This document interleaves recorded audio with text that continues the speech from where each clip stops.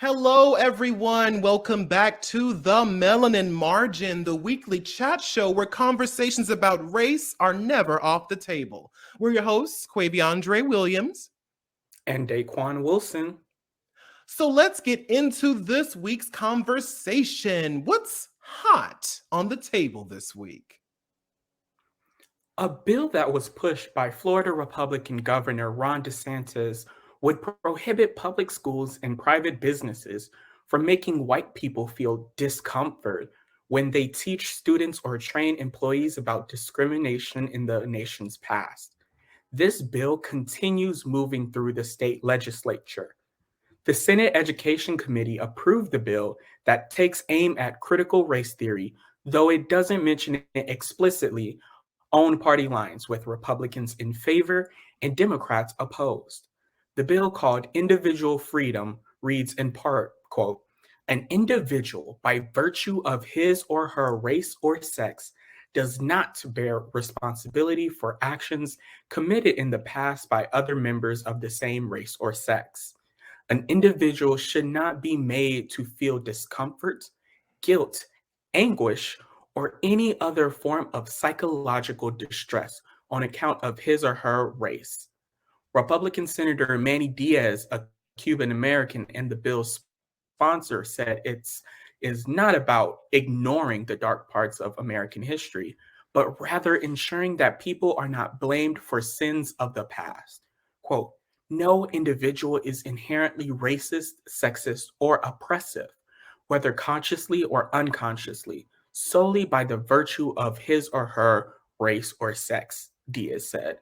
Quote, "No race is inherently superior to another race," end quote. DeSantis co-signed this statement by saying, quote, "You think about what MLK stood for.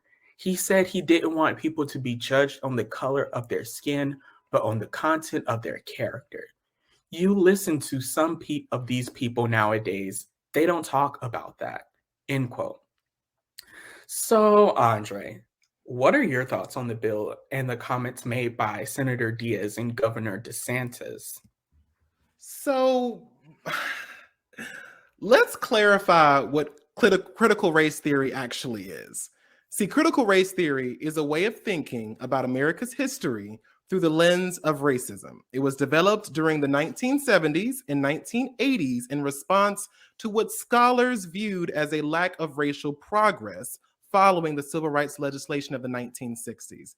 It centers on the idea that racism is systemic in nations' institutions and that they will function to maintain the dominance of white people in society. Now, white supremacy, sexism, homophobia, and racism, to name a few, are not inherent ideals, like he says, but they are ideals that are taught and reinforced by our society. The statement that these ideals are not inherent is flawed because it doesn't take into the account the sociological or the psychological perspective. You see, no white child is born believing that they are superior to a black child. But when that white child grows up and reads history books that teach them the false narrative that white people discovered America and quote unquote saved the savages, they begin to believe that white people know better. When they see depictions of the most prominent religious figures and deities as white, they begin to believe that white people are spiritually better. And when they see themselves reflected the most on screen as heroes, doctors, lawyers, presidents, governors, award winners, and so on, it leads them to believe that white people simply achieve better. To ignore these factors is to ignore the lasting effect of how America's violently racist history has irrevocably shaped today's world and how that lack of education about it will continue to keep our world in the confines of systemic oppression for years to come. Literally, that was poetry to my ears, because I agree on every single count. Like, just reading these comments, I'm like, as always, but especially during Black History Month, Yep. I am sick and tired. I am disgusted. I am throwing I up, am vomiting. disgusted. Like, I'm I disgusted. am disgusted. at people misusing Martin Luther King's I Had a Dream speech and Yeah. all of his teachings and his messages for this bullshit. Because, like, let's be honest, that was exactly what this is. Exactly. And see, the biggest problem with this is I feel like this fails to really consider what's at the, center of this issue, the center of all of this discomfort and everything with critical race theory. Because if you listen to facts about history, because let's be honest, what people are teaching are facts about history. Slavery is a fact. That's not, somebody's opinion. Exactly. Jim Crow was a fact. That's not Yes. somebody's opinion. So when you are teaching these things about America's egregious past and you feel guilty, I think that says more about you than what's being taught. Because I know that, I can hear people talk about things that Black people have done and not feel guilty because I know that I'm not that person. So if you see such an egregious act of violence against Black people and you feel guilty, I think that discomfort is something that you should sit in. Because I know myself, the feelings of discomfort are what makes us grow the most. The feelings Exactly. of discomfort are what makes us, click something in our brain and makes us think, why are we uncomfortable in this moment? What exactly is making us feel uncomfortable? What does that say about what I'm viewing? What does that say about who I am as a person? Even as a writer, I love playing with discomfort, making people feel uneasy based off of the things I write, because they really have to reflect on what it is that's making them uncomfortable. So when you say you are discomfortable or uncomfortable learning about the sins of America's past, I think a lot of that comes from you don't want to think about, somebody like your father, your mother, your grandparents doing these things, because let's be real, civil rights was not that long ago. Not at Jim Crow all. was not that long ago. My father integrated his school. So we are, one generation away from all of that stuff. Millennials in this country are the first generation that was born after Brown v. Board, after segregation was outlawed. So for a lot of these people in power who are older, many of our senators, governors, and all of these politicians are of an older generation. Either they themselves or, their parent, grandparent, whatever, were engaged in this, you know, egregious act in America's past. And so that's why they feel so much discomfort, because their parents did it and their parents probably taught them that. And now they have to be uncomfortable with the thoughts that they have and being like, well, like, I'm not racist. I just have these thoughts. And it's like, well, if you're not racist, then why are you making such a big deal about people just teaching about racism? Exactly. I think we are tired of placating white people. We are tired Ooh, of say that driving. again. We are tired. We are tired of placating white people. We are. Exhausted. It's done. Like, I'm tired of drying those white tears. I'm tired of having to explain over and over and over and over again that even though you yourself didn't create systemic racism, your ancestors did, and you still benefit from it being upheld.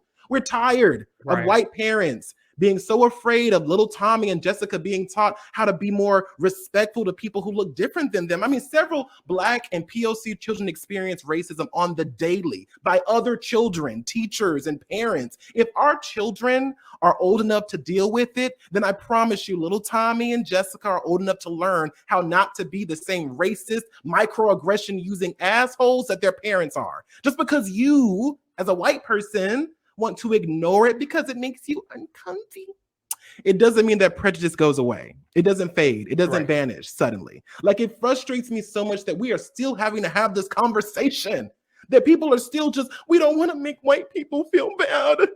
They can't. Like, they're the ones that need to be protected. Like they're the ones that Exactly. need protection. Right. We And I think that another part of this entire conversation is just like what deems something as being uncomfortable. Like, mm, because at that part, you open up a precedent for prohibiting just about anything. yeah, Oh, I don't want my daughter to hear all about slavery. That makes me uncomfortable. So I don't want that to be taught to her. I don't want my son to learn about, the Jim Crow era because that makes me uncomfortable. yeah, Because what qualifies discomfort? What exactly. measurable thing qualifies somebody's discomfort? There's not. And so that opens up a can of worms where basically anything can get thrown out, and it's just like, oh, whatever. It makes me uncomfortable, so I don't want Yeah, to learn it. But also, like, taking from white people's favorite, phrase, if the roles were reversed, they wouldn't yeah, hear it. They wouldn't hear it if a Middle Eastern person was like, I don't want to learn about 9/11 because it makes me uncomfortable how other exactly, people put that on my people. exactly. They wouldn't want to hear it. They would be like, never forget, never forget. And it's like, that is a part of our history as well. So when it comes to our history as a country, it needs to be learned, period, point blank. We don't need to be picking and choosing and candy coating what our history is because it's facts. Yeah, I think it's really, and what really kind of makes this so much more disheartening is the fact that the person who sponsored this bill is a Cuban American. I'm And not so disheartened by that just because, Cuba has like I've done research on it. Cuba mhm. has a very interesting history when it comes to race. So But I I'm mean, for not me, really surprised. it's not surprising, but it's disheartening that once again it's another person of color attacking other people of color. Because to me, this is an attack. It may not seem Mhm. like it may not seem like it on paper, but when you, as a person of color, try to again placate white people and say we want to make sure you feel okay, we want to make sure you feel all right, woo woo woo woo woo woo woo woo, it really does further perpetuate this idea that there is a way that you can assimilate to whiteness by not aligning with black people. Does that make sense? Like Mhm. when you see because there's always those people who are trying to gain that white dollar, trying to gain that white privilege, trying to do whatever it takes to have white people say that they're one of us or they're one of us or whatever the case may be. The model minority complex. And it frustrates me that if it was a white person who did this and did the whole thing, it would not have shocked me. It would not have surprised me. But it just further goes into this theory of just how insidious white supremacy is. I've talked about it before, but it just goes to show you how insidious it is because they keep pitting us against each other and they set us on this idea that one of us could possibly get there. That if we just worked hard enough and we just fuck everybody else, if we keep fighting each other and we just say, hey, I'm the good one, I'm the right one. Look at us as the X, Y, and Z race. We're nice. We're not like the blacks. We don't want to keep fighting you. We want to actually help you. We want to help. We want to make you feel good. We want to make sure you're not feeling bad about what happened. And it just, like I said, when you see that over and over again, and it's happened multiple times through multiple races that try to align with whiteness by diminishing blackness, it just Yeah.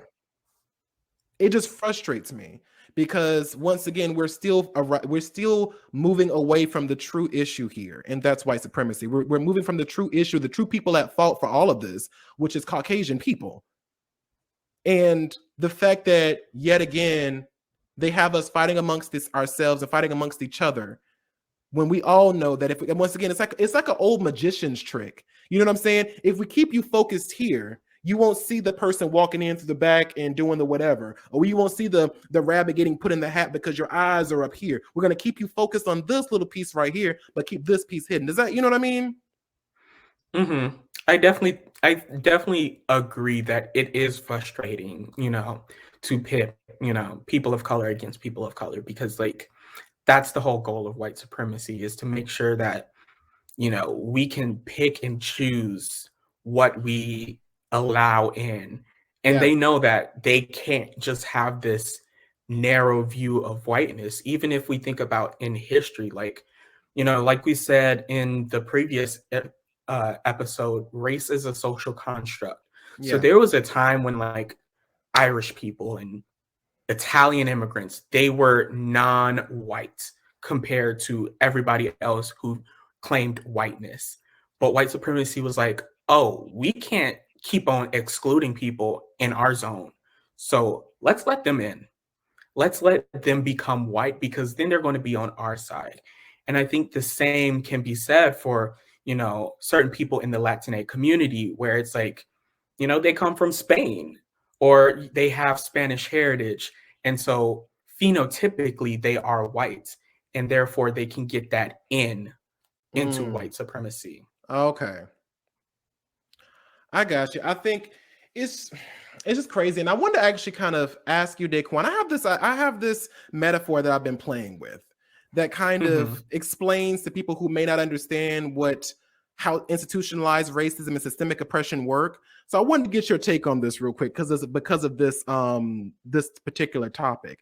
So as a white person, your ancestors forced Black people to build an 80-foot high hotel with a beautiful resort at the top floor. Now, they've given you a special key card to an elevator that can go straight up to the 80th floor. Now, some of you can't go there because you can only afford the lower levels, but the option is still there. However, Black people can only go up through the service entrance, which has a rickety staircase. Now, there are several obstructions along the way, service people who close off certain floors for extended periods of time. So we have to stay in the lower quality rooms of the lower floors. Now, the few of us that can make it up to floor 79 realize that there is a brick wall where the stairs of floor 80 should be.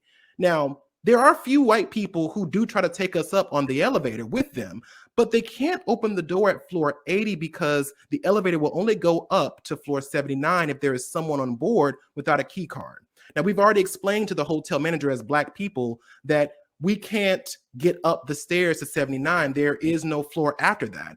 And they say they don't believe us. They say they've been up the elevator to floor 80 themselves. They tell us that we're not looking hard enough, that we're not being patient enough. And they even go as far as to take us outside and count the floors to prove that there's an 80th floor. And if the elevator goes up to it, the stairs have to go there too.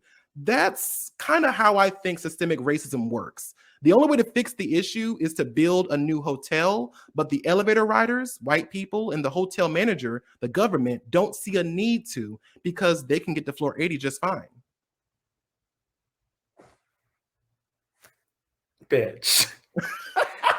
I think that's a great metaphor comparison because it really hits on the biggest issues of what systemic racism is. It's something that was ingrained in the design of something. So it doesn't matter, who you are as a person, an individual.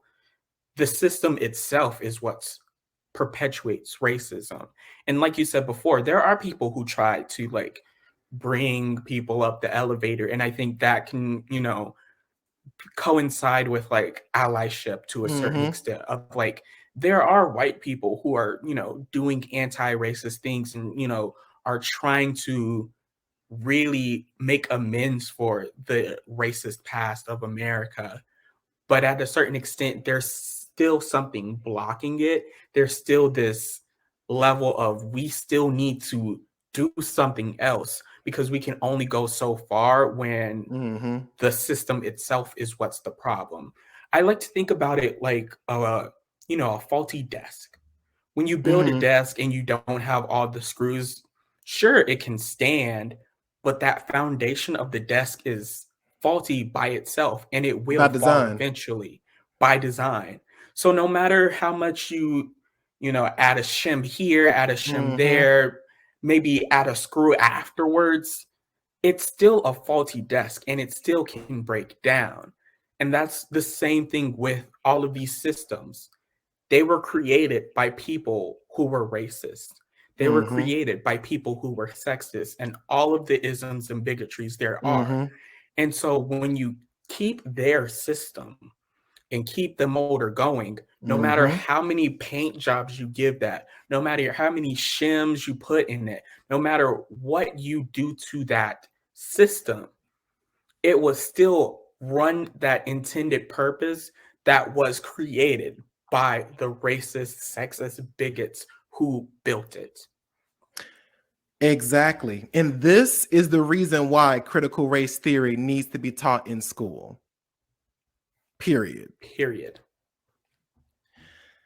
Now, in an article written on CNN Business, Joe Rogan issued an apology on Instagram Saturday after a compilation of the podcaster frequently using the N-word on his podcast spread widely on social media. Rogan used the word more than 20 times in the clips from different podcast episodes, which he said were compiled over a span of 12 years. In his apology, Rogan said, "For a long time, when I would bring up that word, like if it would come up in conversation, instead of saying the N word, I would just say the word. I thought as long as it was in context, people would understand what I was saying." He added, "There's nothing that I can do to take it back, but I do believe, if anything, that this can be a teachable moment because I never thought it would be taken out of context and put in a video like that."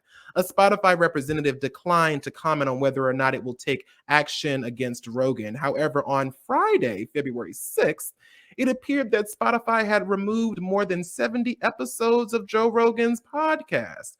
Spotify responded to criticism saying that it's adding a content advisory to any podcast episode, not just Rogan's, that includes discussion about COVID-19, a move that Rogan has said that he agrees with. Now, after his apology was criticized for being inauthentic, Rogan's supporters were quick to defend him. Journalist Tim Pool tweets, "So now people are saying Rogan's apology is racist itself because he called it entertaining to refer to Black neighborhoods as Planet of the Apes. Apologizing does not work with these people. It just keeps getting worse." So, Daquon, I wanted to ask, do you think that Rogan's apology was truly remorseful, or was it just damage control? Ooh, this conversation. Before I get into it, I just have to say I am so tired of hearing about this man. I I am know. so tired of having to talk about this man. I honestly did not have a single thought about Joe Rogan until this year. I barely knew who he was until this year. And so I think it's also one of these things where, like, let's not be stupid. Joe Rogan is not a dumb man.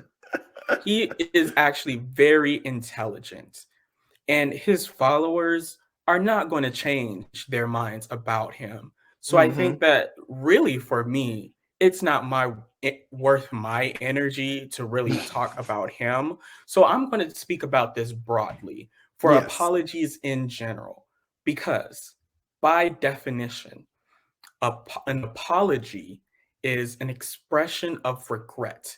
It is Mm-hmm. an admission of guilt. So if those two things are not in a apology, then it is simply a statement. Mm-hmm. And that's it. It's a statement, not an apology. And in whatever you're talking about, whatever apology you're writing, if you're like, I didn't think that this would be an issue. I didn't think the reaction would be like that. You are not admitting to guilt because you are not the actor in that. The actor is the people who reacted to it. The actor is what people think about, what other people think about. That's the problem that you are talking about. And so that's not an apology because you are not admitting to your guilt. And if you're saying something like, well, I can't take it back, is there regret in that statement? Mm-hmm. Because I would think a statement of regret would be like, I wish I could take it back, but I can't. That Mm-hmm. shows at least some level of regret. And I also think that, really taking it back to grade school, whenever an apology is stated, I was always taught that if you have to say but or add any type of qualifier, then it Yep. is not a sincere apology. If you say, I'm sorry, but you're not sorry, you're not Exactly. apologizing. If you're saying that I'm sorry that you felt, that you responded, that you whatever, you are pushing the blame on the other person. You are not taking responsibility for your actions. So when there's an apology, there needs to be, hey, I apologize for X. I did X thing. It was wrong. I did Y thing. It was wrong. I should have done A, B, C. Because of what I did, I'm doing 1, 2, 3 to make up for my actions. That is the textbook formula for an apology. And frankly, I did not see that at all. I fully agree. It's really tiring talking about this man. I'm like, I hate to say it. I hope it doesn't sound ridiculous, but I don't know who this man is.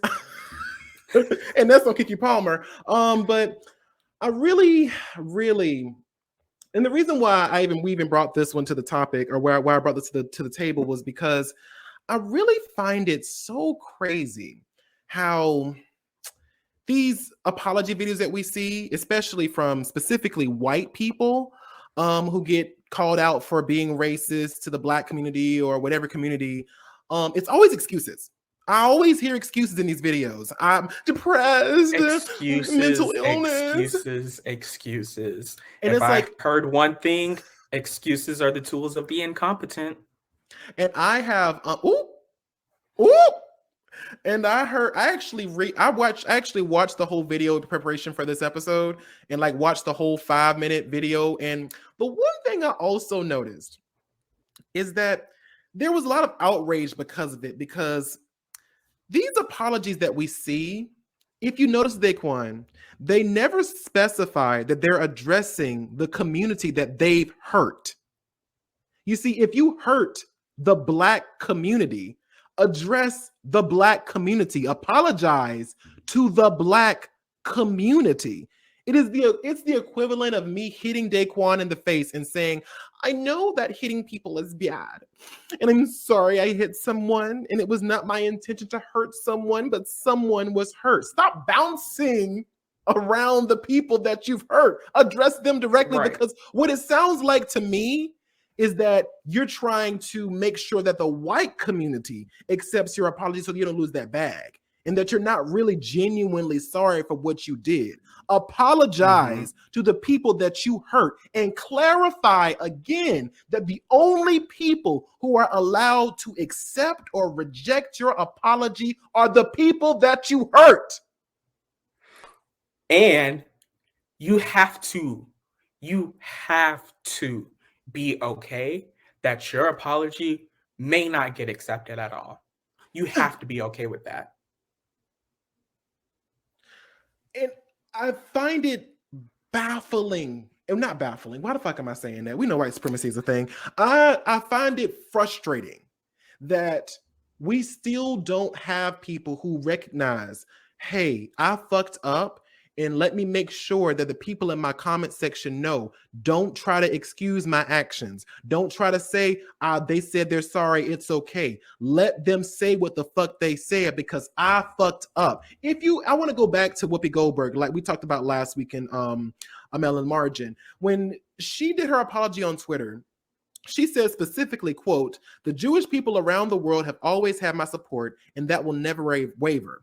I'm sorry for the hurt that I have caused. Written with my sincerest apologies, Whoopi Goldberg." If you listen to that apology, she said, the hurt that I have caused, not you may have been hurt by something I said. She took onus of what she said and how that affected people. She said, I did this. I fucked up.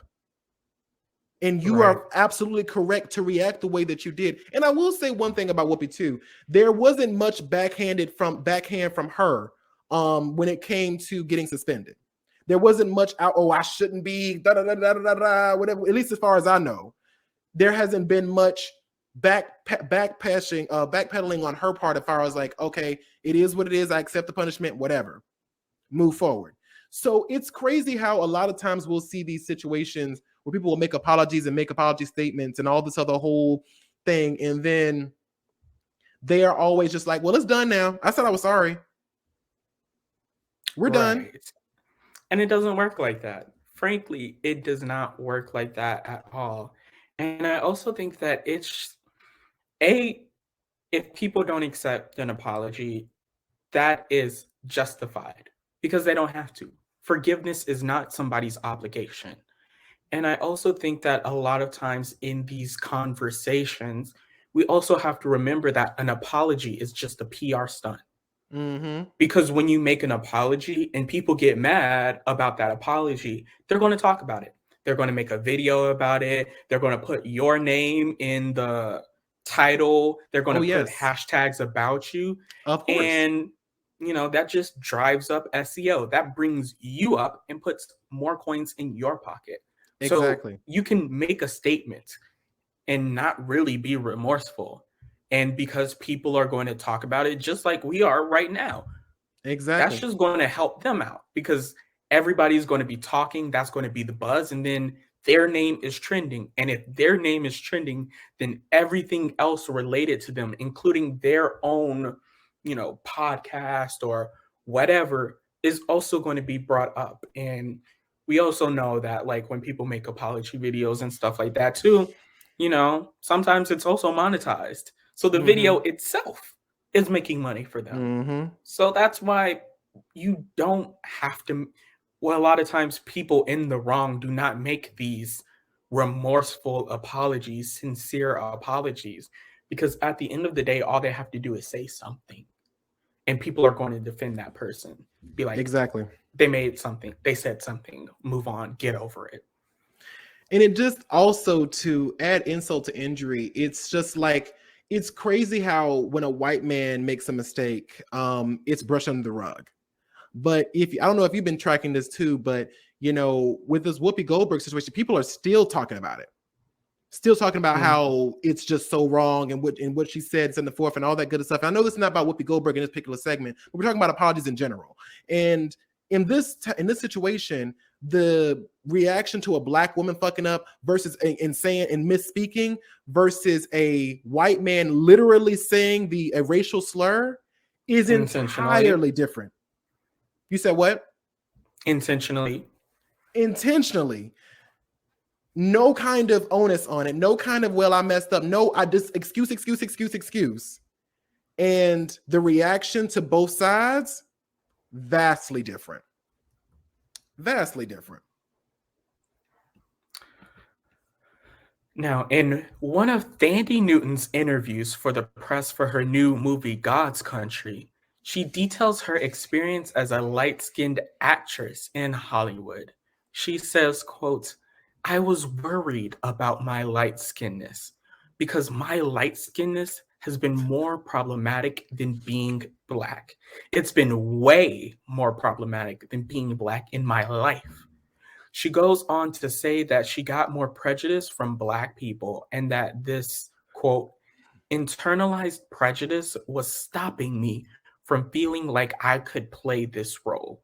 When it's precisely that prejudice I've received, doesn't matter that it's from African American women more than anyone else. Doesn't matter because I've received prejudice," end quote. Towards the tail end of the interview, Newton tearfully states that, quote, "I've wanted so desperately to apologize every single day to dark-skinned actresses. Sorry that I'm the one chosen. My mama looks like you. It's been very painful to have women who look like my mom feel like I'm not representing them, that I'm taking from them, taking their men, taking their work, taking their truth," end quote. So, Andre, what are your thoughts on Thandie Newton's perspective? I knew this topic was coming. I was trying to hold it because I wanted you to finish this intro, but I swear, and I want to start off. Let me clarify first before we go in. I want to first start off by saying that Thandie Newton is a biracial Black woman. And we on the Melanin Margin will forever protect and uplift Black women on this show. So if there are any white, Period. So if there are any white allies in the comments or whatever who have an opinion on this issue, we would kindly ask you to keep your opinions to yourself, because this is not a safe space for you to criticize Black women on an issue that your ancestors created. So unless your comments are on how you, as a white person, are working to dismantle white supremacy or the systems in place that have caused colorism to be an issue in the Black community, go ahead and clock out for me, okay? The only Actually, don't clock out. Stay clocked in. But instead of your usual role of serving things, just listen. Sit back and listen. Listen to this. That's all you need. No talking, just listening. And understand, too, that the only people who are allowed to criticize Thandie Newton on this issue are those directly affected by the issue she brings up, which is Black people. Now, with that being said, let's go in. So, Daquon. Thandie Newton's words come from a place of light skin privilege. Just simply put, that's what it is. Understatement of the century. Instead of using this opportunity to check white supremacy, she put the blame and onus of colorism on Black people, specifically Black women. And that's a huge problem, because it creates this narrative that the problem lies solely on the Black community.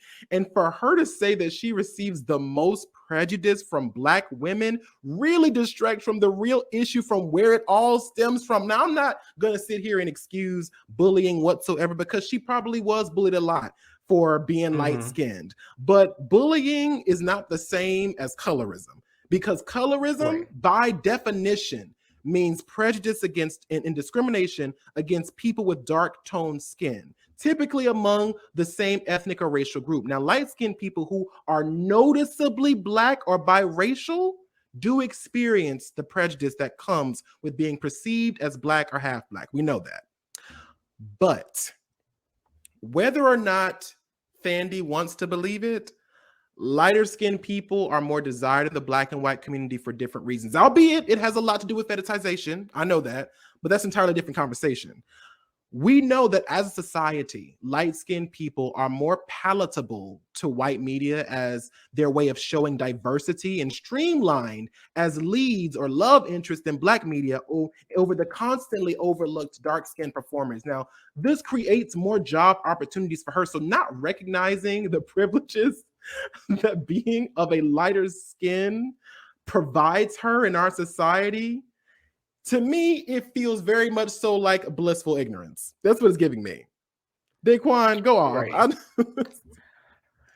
I'll just start off by saying, like we said before, I'm not here to put down a Black woman. We're not here to do that. So if Thandie Newton feels hurt that, Black women aren't going up for her like she thought they would be, that emotion is valid.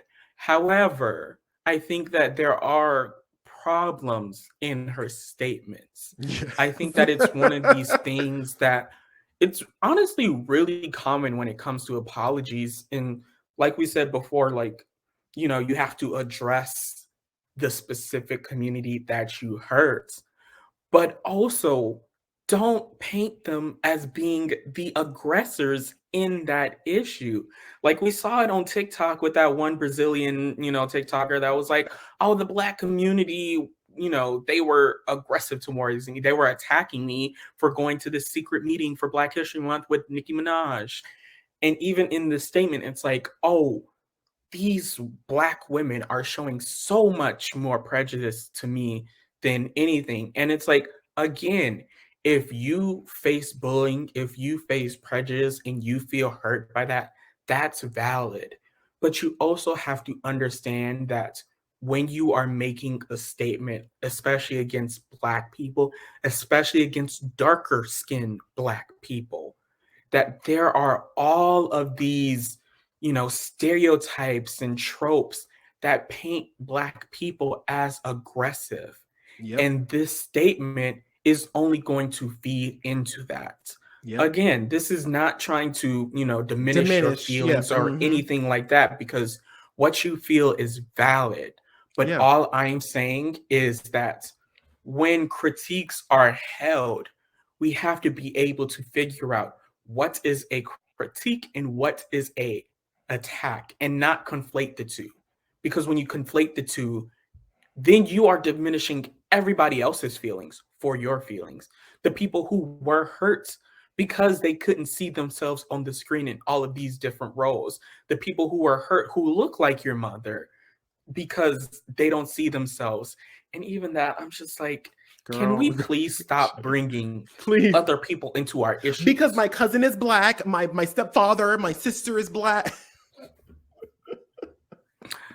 It's just, if there's a problem, if there's a critique of you, that is a critique of you. That's not a critique of your mother. That's not a critique of anybody related to you. That is a critique of you. And so, like we said before, you need to be the actor in the apology.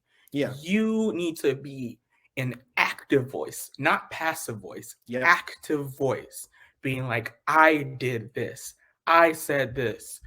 And just like, come on, like, this is completely off topic, but could this have waited like a month or two? Like, could we have gotten out of Black History Month before we had to deal with this internal fighting? Because I'm not gonna like act like colorism isn't a real problem in our community, because it is. And we do need to talk about this. But it's to me, honestly, like, first of all, these hot topics have been hot this month. It's been especially a little hot this month. It's been a little too hot for my taste, actually. Just scorching, like. But honestly and truly, like, it's giving very much so, like, oh my God, why does everyone hate me for being so pretty?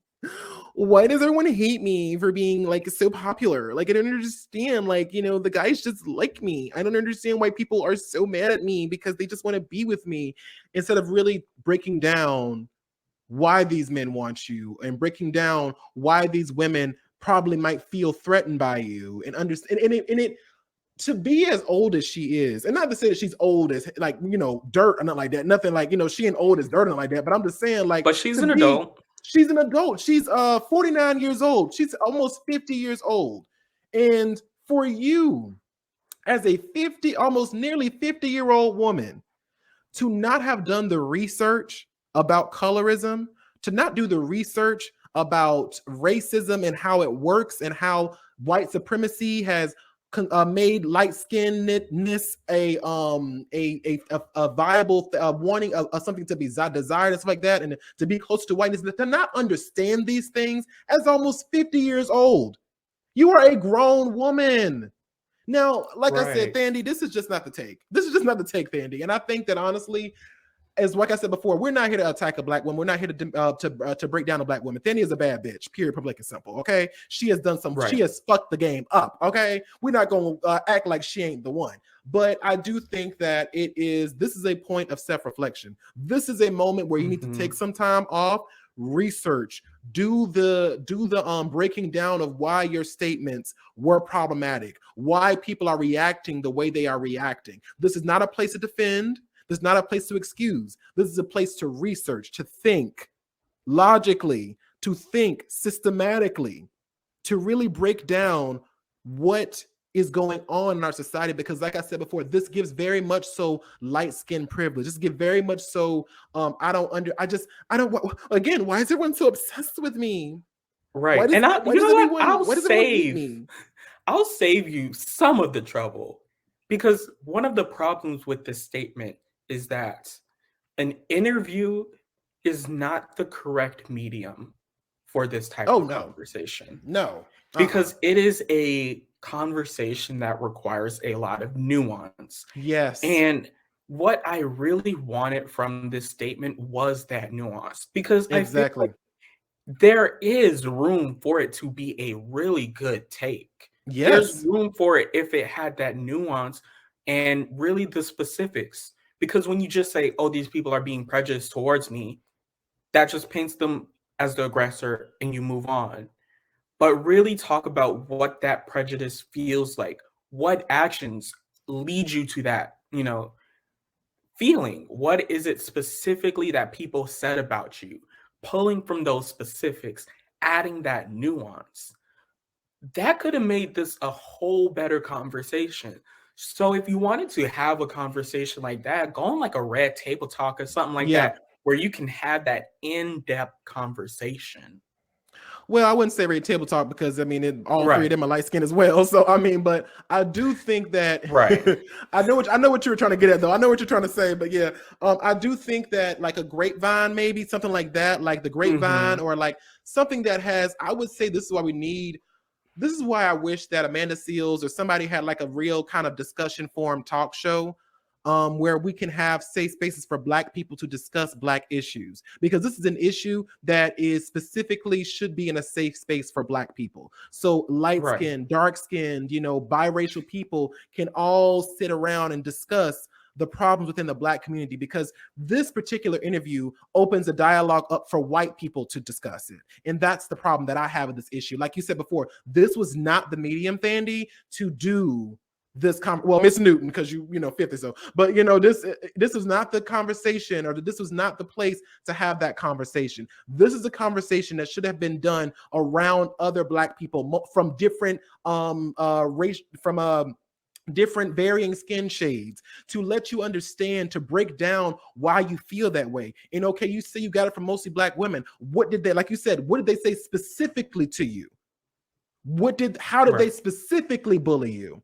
How do you feel that, and I think that I think Robbie from TikTok on Double Minority, I don't know if you follow him, but he said this really well in a very concise way. But he said this whole situation gives very much so victim complex.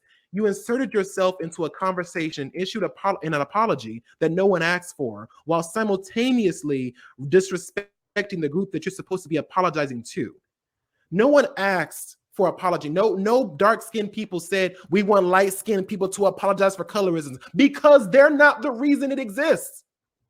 They know that. That's why it's never been said. That's why there was never an apology needed to be made, because we know as Black people that light-skinned people are not the problem. We know that this problem goes into white supremacy. And this is, like you said before, where it comes in the nuance situation, because that's what this conversation lacked. It's like, instead of her saying, and like I said before, using this time and using this space as a way to say, okay, Black women have come at me because of my light-skinnedness, due to the fact that our society makes lighter skin or a proximity to whiteness better or more fortunate a circumstance. And that's a problem. Instead of adding that, even just that one little sentence qualifies a statement in an entirely different way. But when you specifically say the words, Black women did this to me, that prejudice I received from Black women gives me the strength to do this role, it's not giving what it's supposed to give. And I also think that there was something else she said too, that she was like, oh, they don't feel like I represent them. Because you don't. You do not represent them. You are a light-skinned woman, or a light-skinned biracial woman. You represent light-skinned biracial women. That's all that you're representing. You're not representing Black women in all shades and forms and whatever. That's not what that is. So when she said that, it just really pissed me off, because she's like, I don't understand. They think I'm not representing them, because you're not. Because you're not. Just like I can represent. Go ahead. I said point blank, period. Exactly. Now, the table is always hot with current events and social issues, but sometimes the heat can get a little intense. Yeah. Let's turn the temp down, take a breather, and get into this week's topic cool down. So, Andre, do you believe that there is such thing as bad music taste? And how would you describe your own music taste? I do not believe there's a such thing as bad music taste. I don't. I think that there are tastes that are not for you. There are flavors of music that do exactly tickle your fancy. But I don't think there's such thing as bad music. I think that all music is in a form of expression, just like all writing and all singing and all everything like that. It's all a form of expression. So I don't think there's such thing as bad music taste. I just think that, like you said, it just if it ain't for you, it ain't for you. But for me personally, my music taste, it is a very strange range of things. Like, because I mostly am attracted to music that makes me feel something. And whether it's a, you know, old Mozart piece or a Beethoven piece or a heavy rap or even death metal, like some metal and stuff like that. And like, it's a really strange kind of like, I've listened to Russian, like Slavic music, I think that's what they call it, like something like that or whatever, like all kinds of different things. So like it's a lot. Like I can't really put it into words. It's just really diverse because it's pop 1 minute, rap 1 minute, soft rock, hardcore rock, like I said, Russian music, this kind of, I mean, it's everything. I'm all over the place. I completely agree. I think that's the only bad music taste is exclusionary music taste. The type of music taste where you believe that there cannot be any good out of X, Y, and Z. Like, oh, you know, there can't be any good music after the 1980s because all of this new stuff, trash. Or there can't be any type of good hip hop music because hip hop music is dirty. And like, I think that's the only type of bad music taste is music taste that is rooted in some type of exclusionary and, let's be honest, sometimes racist things. But I think, that's bad music taste. My music taste, very similarly, is just off the wall. Like it is all over the map. Like you said, I will be listening to just about any and everything. And I think that's part of just like me enjoying music as just music. It's one of those things that there is something to gain from every genre of music. I can find a hip hop song that I like easily. I can find an R&B song that I like easily. I can find a country song that I like easily. And, I'm about to say this and so many Christians are about to get mad, but there be some Christian songs that slap. Like, honestly, it makes you feel like you want to throw it back. Honestly, I'm not Christian whatsoever, but that gospel music, some of that gospel music, I'm not gonna lie, it slap. It do slap. Like it really do makes be you like, want to throw it back in a circle. Girl, I mean, for real, like, and I feel so because like it's really crazy to me that like we really do exist in a society. I remember growing up thinking that people were telling me like, oh, you listen to that white people music, that white boy music, and whatever case may be. And it's like, girl, I just listen to music. Like, right. You know what I mean? Like, I don't understand where that kind of what is it called? Like superior, like, oh, you need to, if you're black, you have to listen to black music. If you're white, you have to listen to white music. If you're whatever. It's like, no, what if it makes you feel good? What the fuck? Like, doesn't matter, right? It doesn't matter. Think that it's something that's just like, listen to whatever you want to listen to, and also like music taste evolves over time. Like I know when I was a child, all up until like I would say 6th or 7th grade, I did not listen to music with like lyrics in it at all. Like the only thing that I really listened to was like video game music and stuff like that. That's all I listened to. And then, my music taste evolved because I had a crush on somebody, but that's a conversation for a different day. But like I said, music taste can evolve and change over time. And, there are some times when I am just in love with like disco music and all I listen to is disco music. There are some times when I be in my room and I just be like, I want to hear some praise and worship Christian songs. Catch the Holy Spirit. And even though I'm not super religious, like I want to listen to that. There are some times when I just need a good trap beat to rock with. And that's it. I wanted to ask you, do you have like an artist category on your phone? Yeah, like, like the Spotify Yeah, stuff. I have mine, and I'm just pulled mine up just now. Like, even just looking at me, I have Rihanna, Nicki Minaj, Destiny's Child, The Script, The Fray, One Republic, a little bit of Drake, Linkin Park, Beyonce, the Queen, of course, Hauser, Whitney Houston, Mary J. Blige, Mariah Carey, Eminem, The Weeknd, Jhené Aiko, Fall Out Boy, Audrey Assad, La Portia Renee. I mean, like literally going through my like list of people like J. Cole, Queen Herbie, I mean, Cupcake. I mean, it really just varies to so Right. many different places. And like oftentimes too, I don't know about you. Do you ever listen to like you ever hear songs from like shows that are specifically made for the show? Like, Mm-hmm. I don't know if you ever heard about this, but you remember Scooby-Doo back in the day? Yeah. The movies and shit. The Hex Girls? Hex Girls. The Hex Girls.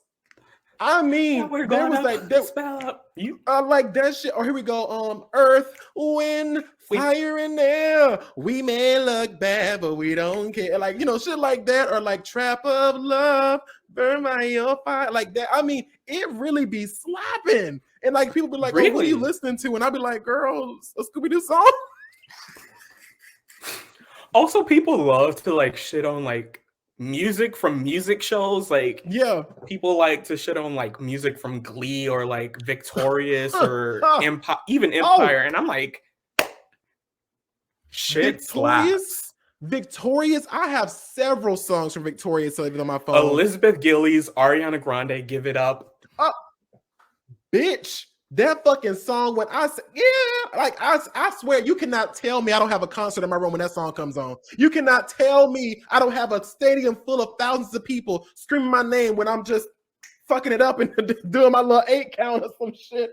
But like literally, like you said before, the people be really shitting on shows that make music, and it's like, girl, like them songs be really hitting. And I thought these were, for the longest time, I thought that show, like music shows, were kind of like Glee, where it's like they were doing covers of songs. I didn't know that a lot of the songs from Victorious and also that they were made on the show. So these are like the songs specifically from Victorious, or like you said, Elizabeth Gillies, Ariana Grande. Like, I'm like, this shit hitting.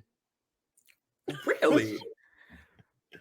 But yeah, I think that like I said, just to kind of bring it on home, like I think that music taste, like I said, as long as you feel something from the music, don't feel no shame in bopping that shit, girl. Don't feel no shame in it at all. If you listen to heavy metal, death metal music, and that shit make you go, it make you throw that ass in a circle, bitch, do you? Fuck everybody else. You know what I'm saying? I want to ask you too before, but like, do you ever get nervous like when someone puts your auxiliary cord in and they go like, just play something, and I'm like, all the time, because like I'm someone where just like there's just so much that I listen to that like I put something in, there's no telling. So what I've done is just like create a whole bunch of playlists so that I know, okay, let me just like figure out the vibe and choose a playlist that matches the vibe, because otherwise like bitch, I do the same thing. I'm like, I'll be sitting in the car. I'm like, okay, I don't think they will like my music. So I'll go to like my, what is it called? The safe, the songs, the Lil Wayne, maybe some like, Mariah Carey, maybe a little bit of that, something that's like radio. Yeah, like a radio. Because I'm like, if I actually played and let my songs play as they play, people be looking at me like I'm crazy as hell, because I'm telling you, my shuffle button goes from heavy ass fucking rock music to rap to pop to slow to all kinds of it's just everywhere. It's fucking everywhere. Mine would go from like Kirk Franklin to like the Undertaker theme, and it's like, what's happening? Now, so many children grow up never knowing the full scope of what their culture has contributed to society and history. So it's time for a change. Let's take a pause, rewind, and remind the world just how we did that. Now, in an article on Billboard, we learn about Sylvia Robinson, hip hop's first godmother, but she still never seems to get the credit she deserves for cultivating the genre of rap. In the summer of 1979, Robinson conceived and produced the single Rapper's Delight by the Sugar Hill Gang that transformed the street culture of hip hop into commercially viable art forms. Now, it was not only the first rap single to conquer the radio and the charts, topping Billboard's R&B tally and reaching number 37 on the Hot 100, but the first to sell over 1 million copies. Now, after facing criticism from hip hop pioneers for fabricating the Sugar Hill Gang from 3 wannabe rappers, Robinson filled out her roster with genuine acts, from Grandmaster Flash and the Furious Five, the funky 4+1, and the treacherous 3. Within a few years, she had built one of the top independent labels in America, Sugar Hill Records, along with her husband, Joe Robinson. Her success with Sugar Hill was historic. She's arguably one of the most consequential producers and label owners of all time. Her business opened the doors for all the independents that followed, from Def Jam to Top Dog, and her music pioneered distinct concepts that set the template for hip hop's entire creative arc. From party rocking to the DJ as a musician to social consciousness, Sugar Hill made everything possible for today's hip hop stars. Her. Speaking of empire, that sounds like Cookie Lion right there. Baby, I was woman in the hip hop industry. Bitch, this is why the fuck we are here with it. Bitch, I was just about to make that fucking joke. I was just about to do that. It seems like a Cookie Lion to me. Right. Well, on the topic of just Black pioneers, Willie Smith was a fashion designer who was one of the most successful African Americans in the fashion industry. He spent most of his childhood sketching and believing he was destined to be a designer. By 1969, his name was on the label of a sportswear brand called Digits. Smith subsequently established his own clothing line and company, Willie Wear. Willie Wear sold 25 million worth of garments each and every year during the height of his career. Smith worked with architecture, cinema, art, and performance, and talked about wanting to transform marketing. In the Spider-Man comic book and comic strip, Mary Jane Watson's wedding gown when she married Peter Parker in 1987 was designed by Willie Smith. Willie Wear served as foreshadowing of fashion trends to come. Known as the pioneer of street couture, Willie Wear blended casual and sporty, high and low designs, and was affordable and adaptable for many areas. Black people. Period. Black motherfucking people. Oh, baby. When we come, honey, we come correct. Okay? We rule culture. Baby, we are the culture. The fuck? Exactly. Now, as always, thank you all so much for watching, and keep the conversation going down in the comment box below. Don't forget to give this video a thumbs up, and if you are listening to us on our podcast, please rate and review on whatever platform you're using. You can also follow us on our podcast on Instagram and TikTok at the Melanin Margin for updates of new content. And if you'd like to follow each of us, our handles are at Daquon, MUE. And at Andre Talks a Lot. Now, we will see you all next week on the Melanin Margin, where our goal is always to bring the marginalized to the spotlight in any way we can. Goodbye now.